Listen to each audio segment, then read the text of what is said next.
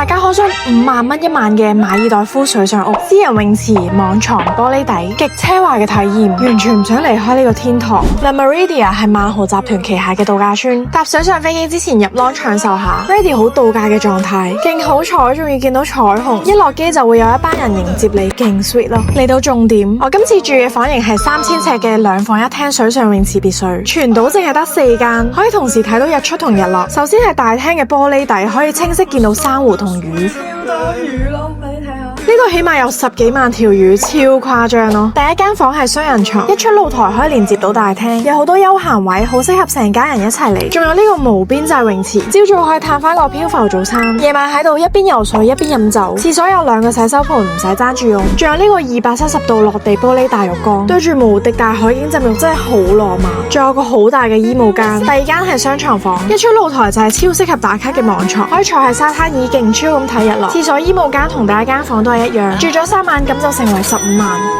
梗係冇咁貴啦。歡迎大家留言估下我今個 trip 使咗幾多錢，下集會帶大家享受島上嘅活動同餐廳，刷新你嘅金錢觀。嚟緊1連4集馬爾代夫，一次過體驗度假村同居民島。我係 Annette，一個00後全職女人。如果唔想錯過就記得 follow 我啦。